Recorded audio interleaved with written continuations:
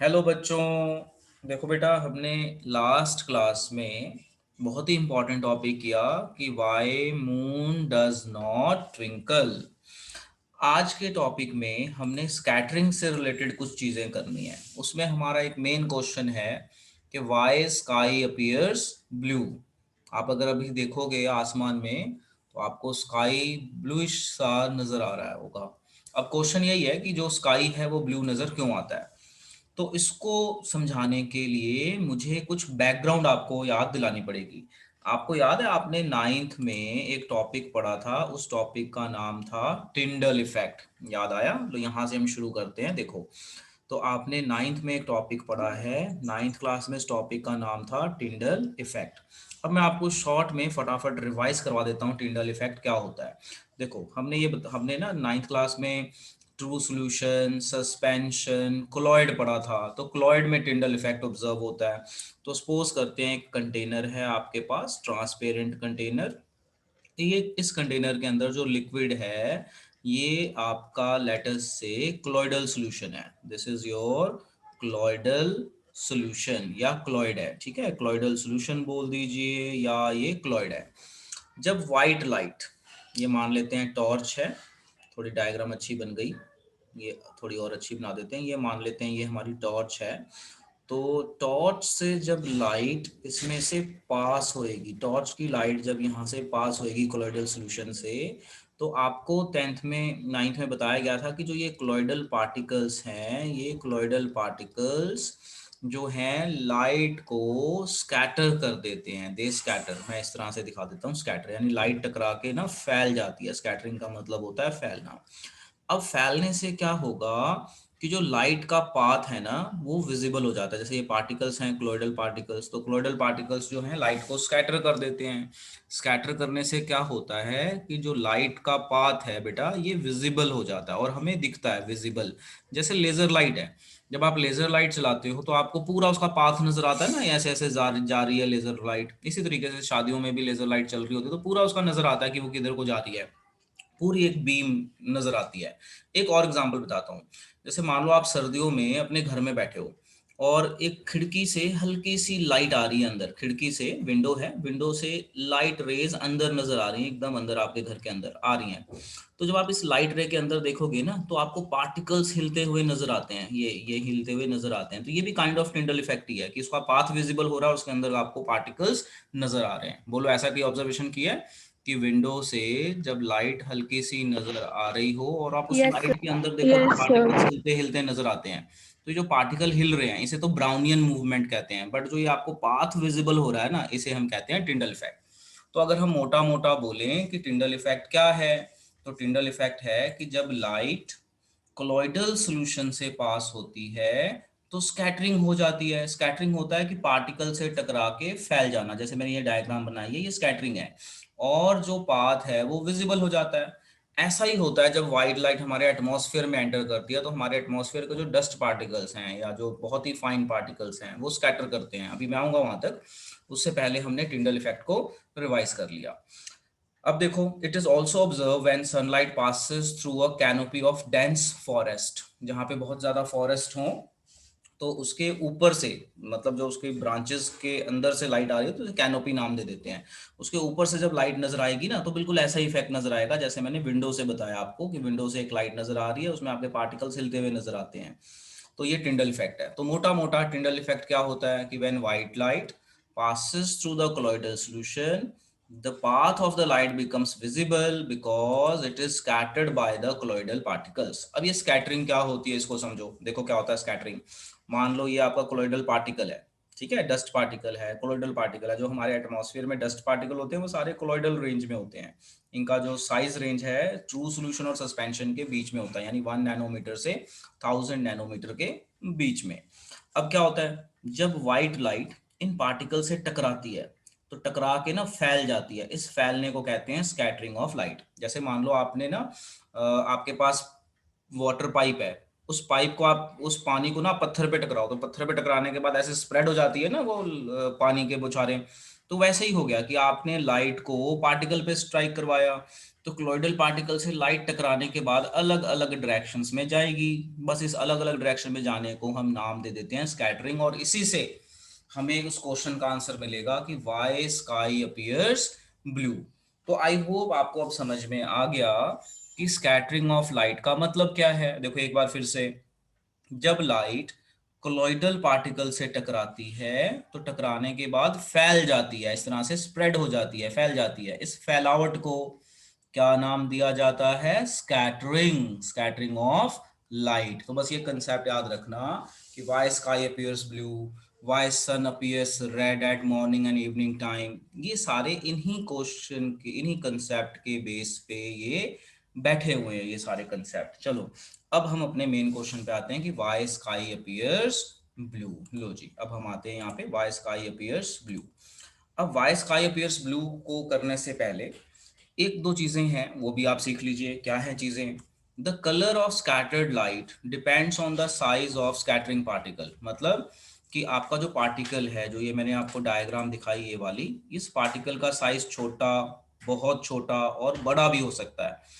तो साइज के हिसाब से कैसा कलर मिलेगा वो डिपेंड करेगा। तो अब जो मैं बता रहा हूँ ये चीजें अपने ब्रेन में रखो, ये सारी ऑब्जर्वेशन है। क्या ऑब्जर्वेशन है? Very fine particle scatter mainly blue colour of short wavelength. जो रेड कलर होता है उसकी वेवलेंथ सबसे ज्यादा होती है और ब्लू की कम होती है। तो कह रहा है कि वेरी फाइन होते हैं आपके कोलॉइडल पार्टिकल्स। वेरी फाइन जो होते हैं ना, वो पार्टिकल जो 1 नैनोमीटर से लेके 1000 नैनोमीटर के बीच में होते हैं। मतलब जो ट्रू सॉल्यूशन से लेके कोलॉइडल के बीच में जिसका साइज होता है उसे हम कहते हैं कोलॉइडल पार्टिकल। तो वेरी फाइन पार्टिकल मतलब कोलॉइडल पार्टिकल्स, ये ब्लू कलर को स्कैटर करते हैं। तो कुछ आइडिया लग गया होगा कि हमारे एटमॉस्फेयर में ब्लू कलर नजर क्यों आता है हमारे स्काई का। क्योंकि जब सनलाइट एंटर करती है तो जो हमारे एटमॉस्फेयर के क्लोइडल पार्टिकल्स हैं वो ब्लू को स्कैटर करते हैं, और जो स्कैटर होगा वो फैल जाएगा। फैलने से स्काई आपको ब्लू नजर आएगी। तो कुछ आइडिया आपको लग गया। अच्छा, large size particle scatter light of longer wavelength red. तो अगर पार्टिकल का साइज बड़ा हो, बहुत बड़ा नहीं मतलब बड़ा हो, तो वो जो है आपका रेड कलर नजर आएगा। अच्छा, वेरी लार्ज इनफ पार्टिकल्स, तो वो वहां पे व्हाइट नजर आएगा, वो तोड़ नहीं पाता लाइट को।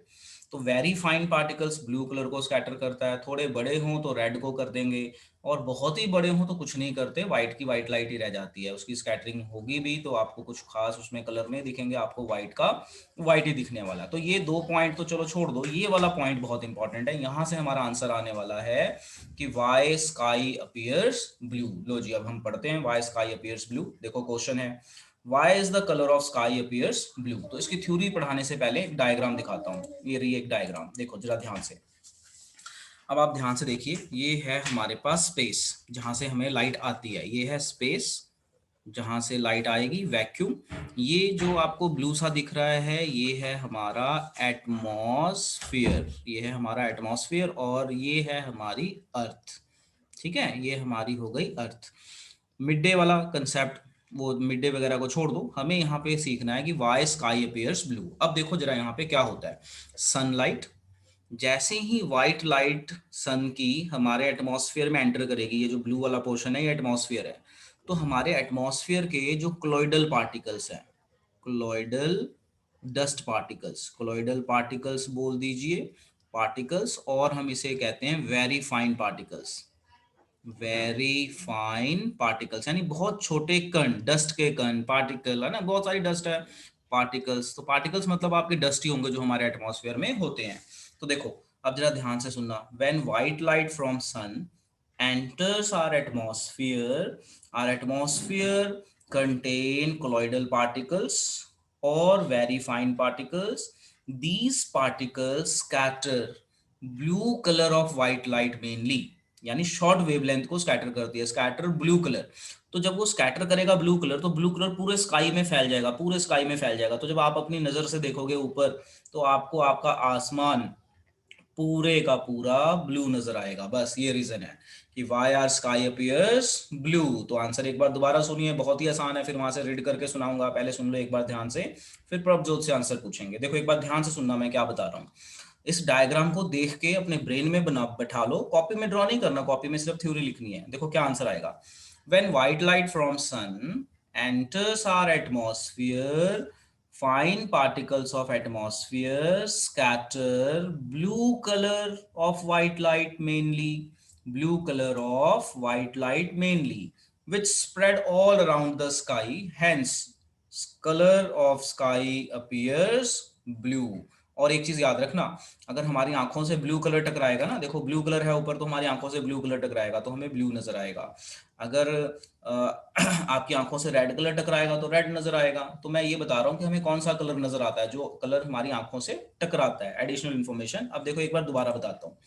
Y sky appears blue. अब इस डायग्राम को देखो, बस यहीं से बता रहा हूँ, हिंदी में बोलूंगा, समझो। जब सन से वाइट लाइट हमारे एटमॉस्फेयर में एंटर करती है, तो जो हमारे एटमॉस्फेयर के क्लोइडल पार्टिकल्स हैं वो सिर्फ और सिर्फ ब्लू कलर को स्कैटर करते हैं, क्योंकि उसकी वेवलेंथ कम है। जो हमारे ये फाइन पार्टिकल्स हैं ना, ये ब्लू कलर को स्कैटर करेंगे क्योंकि उसकी वेवलेंथ कम है, इसे मैचिंग है। अब क्या होगा, जब ये ब्लू कलर को स्कैटर करेंगे तो देखो एरोस से दिखाया हुआ कि ब्लू कलर फैल जाएगा, पूरी स्काई में ब्लू कलर फैल जाएगा और यही कलर हमारी आंखों से टकराएगा, इसलिए the sky will appear blue. लो फिर से सुनो, why sky appears blue. When white light from sun enters our atmosphere, ठीक है, the fine particles of our atmosphere scatter blue colour mainly, bracket में लिख देना, having small wavelength, hence sky appears blue. अब इसका थ्योरेटिकल आंसर आपको हम पढ़ के सुनाते हैं। देखो, when sunlight passes through the atmosphere, fine particles in air scatter blue color of shorter wavelength more strongly than red। तो आपको रेड का जिक्र करने की भी जरूरत नहीं, यहाँ रेड के बारे में कुछ मत बताओ। The scattered blue light enters our eye, तो हमारी आंखों में ब्लू कलर एंटर हो रहा है, हेंस स्काई अपीयर्स ब्लू। तो ये वाला लिखने की जरूरत नहीं है, अगर आप लिखना चाहें तो ये 3-4 लाइनें जो मैंने अंडरलाइन की है यही लिखेंगे, अदरवाइज मैं चाहूंगा कि आप इस डायग्राम को देख के खुद आंसर बना लें। चलो Prabhjot, now explain this answer, why sky appears blue.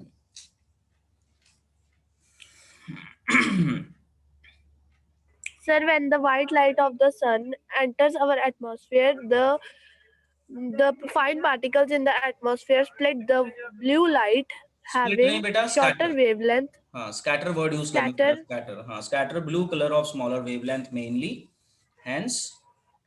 due to which the blue color spreads in whole sky and we are able to see the sky as blue. बहुत बढ़िया, आप लोग समझ गए मैं क्या कहना चाहता हूँ, बहुत बहुत बढ़िया। अब एक बार मैं फिर समझाता हूँ और मैं आगे चलता हूँ। देखो, पेपर में क्वेश्चन आ जाए कि भाई स्काई ब्लू नजर क्यों आती है, तो बहुत ही आसान आंसर है कि जब सनलाइट हमारे एटमॉस्फेयर में एंटर करेगी तो जो हमारे एटमॉस्फेयर के पार्टिकल्स हैं वो ब्लू कलर को स्कैटर कर देंगे, क्योंकि उसकी वेवलेंथ छोटी होती है। स्कैटर होने से पूरी स्काई हमें ब्लू नजर आएगी। सो ये था इसके पीछे कंसेप्ट जो हमने समझ लिया, व्हाई स्काई अपीयर्स ब्लू।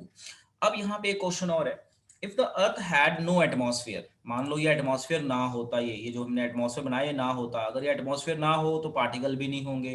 अच्छा, पार्टिकल नहीं होंगे तो लाइट आएगी, जैसे आएगी वैसे ही चली जाएगी, आई और चली गई तो स्काई ब्लैक हो जाएगी। क्योंकि हमें कब दिखता है, जब कोई चीज स्कैटर हो, तो व्हाइट लाइट आई, चली गई, अर्थ से टकराएगी, वापस चली जाएगी या और आगे एब्जॉर्ब हो जाएगी, ऐसा होएगा, तो हमें कोई कलर नजर नहीं आएगा। तो ये बहुत ही इंपॉर्टेंट क्वेश्चन है। देखो, if the earth had no atmosphere there would not have been any scattering, then sky would have looked dark। तो यहाँ पे कई बार हम क्वेश्चन पूछ लेते हैं, मैं इसको येलो से अंडरलाइन कर देता हूँ, आप यहाँ क्वेश्चन बना लेना। देखो, बहुत ही इंपॉर्टेंट क्वेश्चन है कि अगर हमारा एटमॉस्फेयर ना हो तो हमें स्काई कैसा दिखेगा, हमें स्काई ब्लैक दिखेगा, डार्क दिखेगा। अच्छा, क्यों दिखेगा डार्क, क्योंकि कोई एटमॉस्फेयर नहीं है, एटमॉस्फेयर नहीं है तो स्कैटरिंग नहीं है, स्कैटरिंग नहीं है तो स्काई विल अपीयर अपना डार्क। तो यहाँ पे क्वेश्चन आता है कि जो हमारे एस्ट्रोनॉट हैं जब वो स्पेस में जाते हैं तो उनकी स्पेस की स्काई कैसे नजर आती है, तो इसका आंसर है ब्लैक। क्यों, क्योंकि स्पेस में एटमॉस्फेयर ही नहीं है, एटमॉस्फेयर नहीं है तो लाइट आती है चली जाती है, रुकती नहीं है, आई चली गई, तो चली गई मतलब एब्जॉर्ब हो गई, एब्जॉर्ब हो गई तो कोई कलर नहीं होगा, तो कोई कलर नहीं हुआ तो स्काई वुड अपीयर डार्क। तो अगर क्वेश्चन आ जाए कि जो एस्ट्रोनॉट्स हैं उनको स्काई नजर क्यों डार्क नजर आती है स्पेस में, क्योंकि स्पेस में कोई एटमॉस्फेयर नहीं है, कोई स्कैटरिंग नहीं होगी, इसलिए कलर डार्क हो गया। अच्छा, एक चीज और यहाँ पे बड़ी इंपॉर्टेंट है, जब आप में से कुछ बच्चे हो सकता है एरोप्लेन में बैठे हों, तो जब एरोप्लेन अपनी पूरी हाइट पे आ जाता है, तो देखो यहाँ पे क्या लिखा है, the sky appears dark to passengers flying at very high attitude, क्योंकि जब वेरी हाई एटीट्यूड पे चला जाता है तो वो हमारे एटमॉस्फेयर के टॉप पे चला जाता है, तो एटमॉस्फेयर के टॉप से स्कैटरिंग नजर नहीं आएगी। जैसे ये अगर अब मैं आपको डायग्राम दिखाऊं, तो जब बंदा प्लेन में बैठा होता है तो प्लेन में बैठने से वो इस हाइट पे आ जाता है, इस हाइट पे आ जाता है। इसको मैं कलर चेंज करके बताता हूँ तो आप इसको समझिए, वो इस हाइट पे आ जाएगा, ठीक है, इस हाइट पे आ जाएगा। तो इस हाइट पे आ गया तो नियर टू मतलब स्काई के, आपने एटमॉस्फेयर के टॉप पे पहुंच गया, यहाँ पे तो एटमॉस्फेयर पे टॉप का मतलब कि आपको स्कैटरिंग नजर नहीं आएगी। स्कैटरिंग के लिए थोड़ा डिस्टेंस चाहिए, आप तो बिल्कुल वहीं चले गए जहां पे पार्टिकल टकरा रहा है, तो पार्टिकल टकरा रहा है तो वहां से आपको नजर नहीं आएगा, इसलिए आपको स्काई डार्क नजर आता है जब प्लेन हाई एटीट्यूड पे होता है। तो देखो, the sky appears dark to passengers flying at very high altitude as scattering is not prominent, मतलब इतनी हाइट से स्कैटरिंग उसको नजर नहीं आएगी, नजर नहीं आएगी तो स्काई उसको ब्लैक नजर अपना नजर आएगा। अब यहाँ पे दो क्वेश्चन बनते हैं, तो अवनीत पहले क्वेश्चन का आंसर आप दीजिए कि अगर हमारा एटमॉस्फेयर ना हो तो हमें स्काई कैसी नजर आएगी Avneet?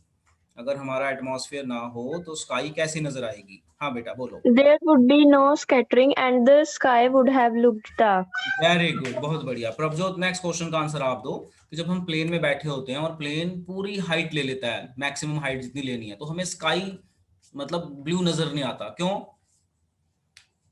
Sir, because at high altitudes the scattering is not visible, yes, so we are बहुत able to बढ़िया, only see बहुत black बढ़िया sky. बच्चों, बहुत बढ़िया। आपने दो क्वेश्चंस के आंसर दे दिए, तो यहाँ पे ये दो क्वेश्चन बनते हैं जो बहुत बहुत बहुत इंपॉर्टेंट हैं। बहुत बढ़िया, आगे चलते हैं।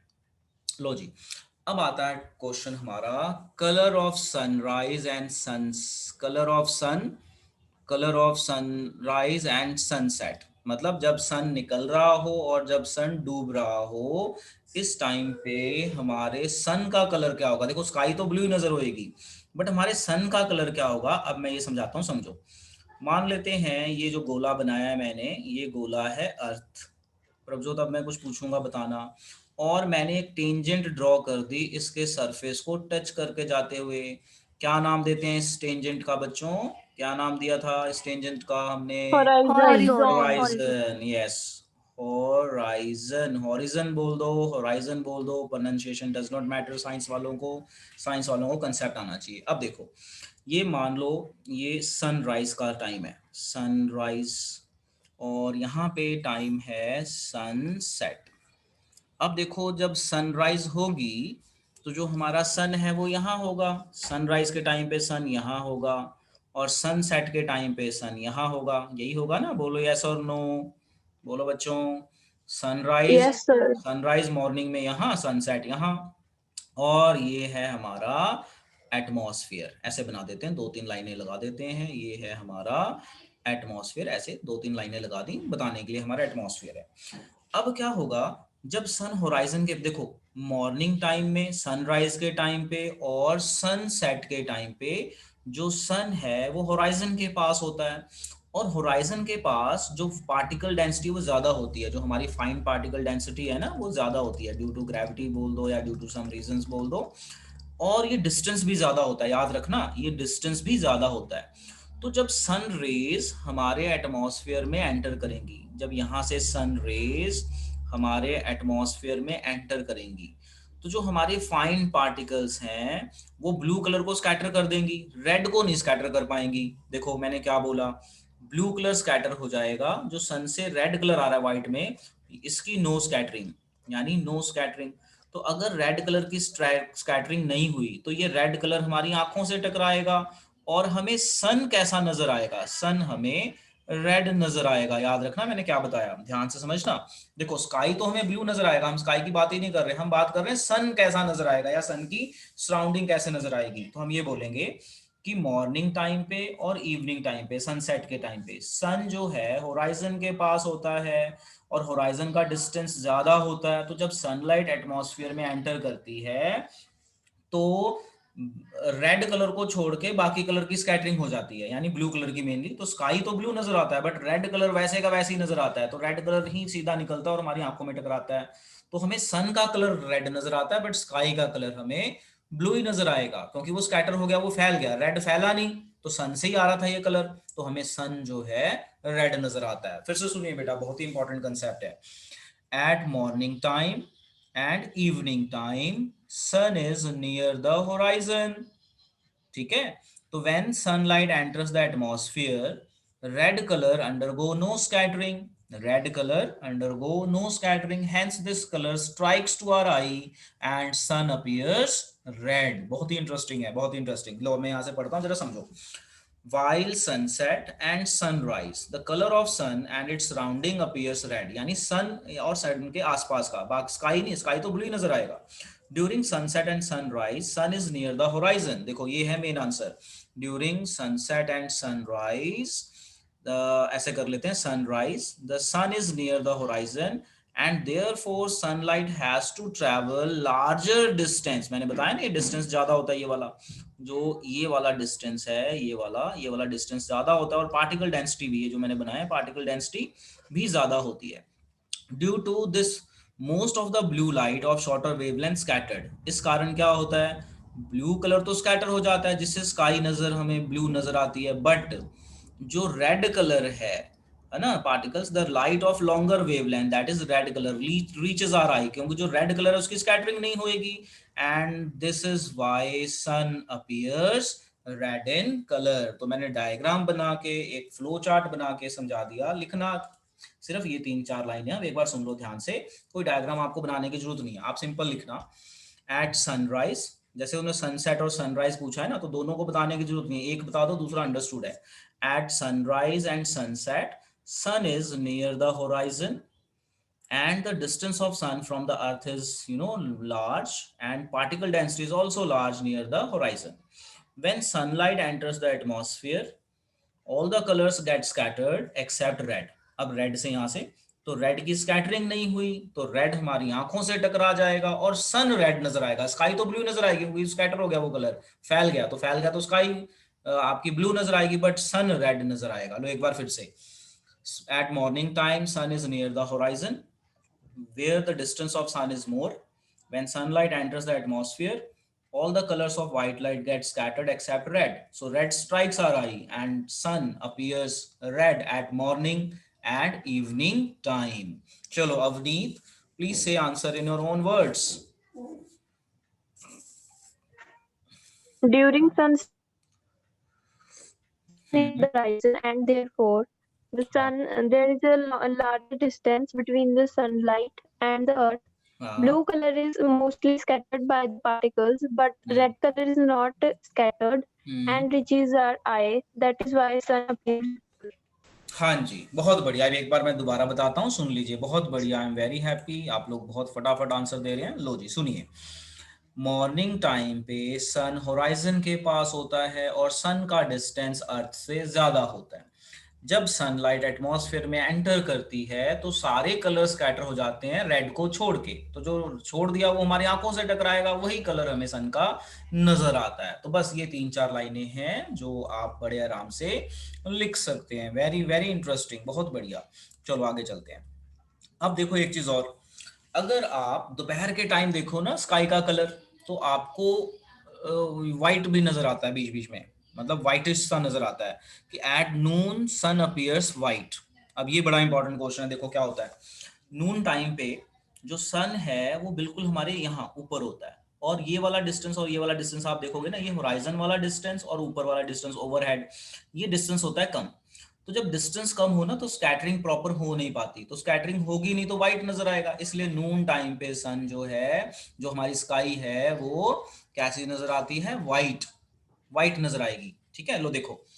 एट नून, नून मतलब दोपहर, at noon sun is overhead. Sun overhead मतलब बिल्कुल हमारे ऊपर आ जाता है, होराइजन से यहाँ आ गया तो डिस्टेंस कम हो गया। Travel the shorter distance, horizon पे डिस्टेंस ज्यादा, यहाँ पे डिस्टेंस शॉर्ट है ना। लाइट ट्रैवल लेस डिस्टेंस, देखो लिखा यहाँ पे लाइट ट्रैवल मोर डिस्टेंस। तो अगर डिस्टेंस कम है तो स्कैटरिंग कम हुई, और स्कैटरिंग कम होने से जो स्काई का कलर है वो व्हाइट नजर आता है। बहुत ही आसान कि दोपहर के टाइम पे, यहाँ पे क्वेश्चन क्या बनेगा, एट नून टाइम, दोपहर में जो हमारा स्काई है या सन है वो व्हाइट नजर क्यों आता है, तो क्योंकि आप ये बताएंगे कि दोपहर के टाइम पे जो सन है वो ओवरहेड होता है हमारे, मतलब बिल्कुल ये वाली सिचुएशन, बिल्कुल ये वाली सिचुएशन हमारे सिर के ऊपर, हमारे घर के ऊपर ही जैसे सन होता है, ये ओवरहेड कहते हैं। इस टाइम पे डिस्टेंस कम हो जाता है, डिस्टेंस कम होने से स्कैटरिंग कम होती है, स्कैटरिंग कम होने से हमें व्हाइट नजर आएगा। लो देखो, at noon the sun is overhead, overhead मतलब ये वाली सिचुएशन।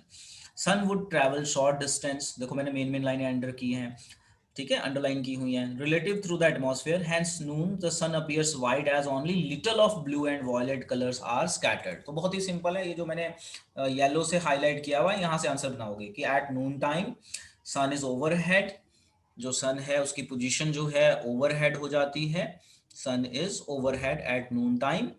तो डिस्टेंस भी कम हो गया, स्कैटरिंग भी कम हो गई, इसलिए जो हमारा स्काई और सन है वो हमें व्हाइट नजर आता है। Prabhjot please say the answer, why sun appears और sky appears white at noon time. At noon time, the sun is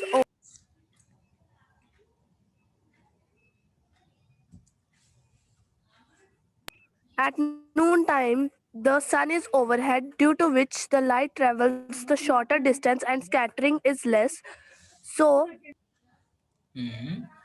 So sun appears or at sky that time, appears white। it's white at noon time. बहुत बढ़िया, देखो नून time पे जो मैंने underline किया वहीं से, at noon time sun is overhead and the distance of light is also shorter, so scattering is little and sun और स्काई अपीयर्स वाइट। तो ये था हमारा बहुत ही इंटरेस्टिंग क्वेश्चन। अब हम एक लास्ट क्वेश्चन करेंगे आज के टॉपिक का।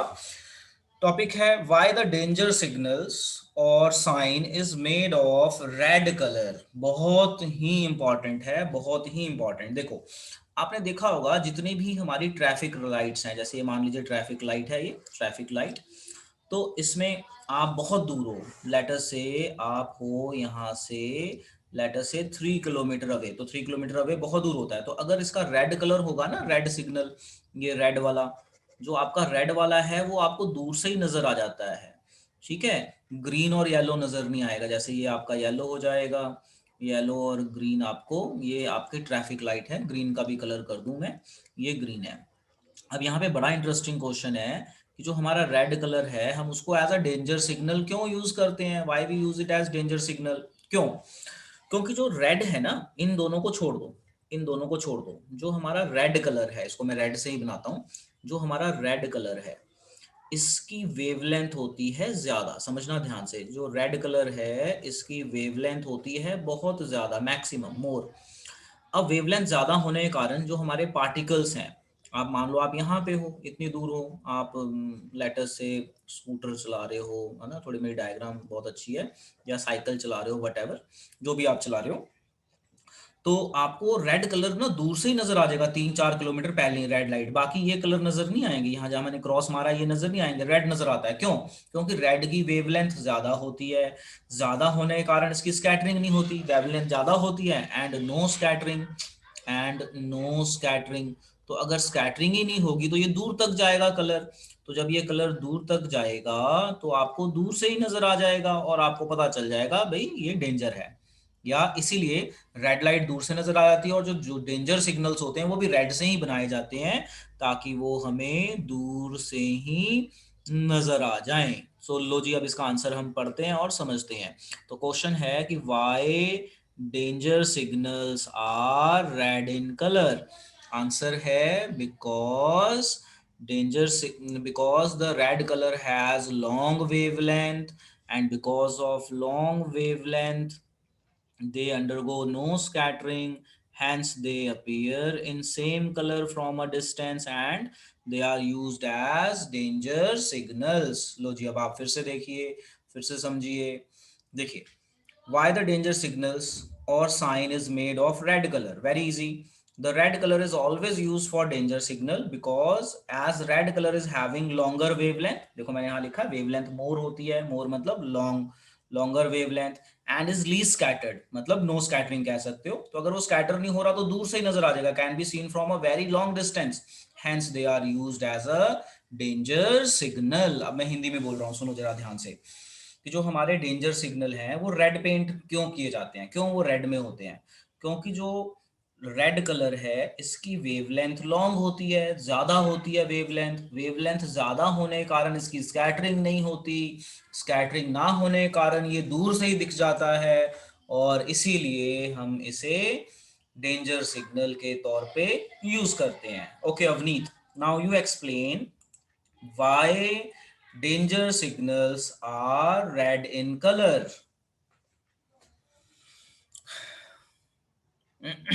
हाँ प्रभजोत, आप बताइए बेटा, why danger signals are red in color? Sir, the red color has the longest wavelength, due to which it is scattered least. So these signals can be seen from a long distance. That's why they are painted in red. बहुत बढ़िया बेटा, बहुत बढ़िया, बहुत बढ़िया, बहुत बढ़िया। तो यहाँ पे बेटा हम अपना खत्म करते हैं, आज हम इतना ही करेंगे और ये चैप्टर हमारा यहाँ पे बेटा खत्म हो जाता है।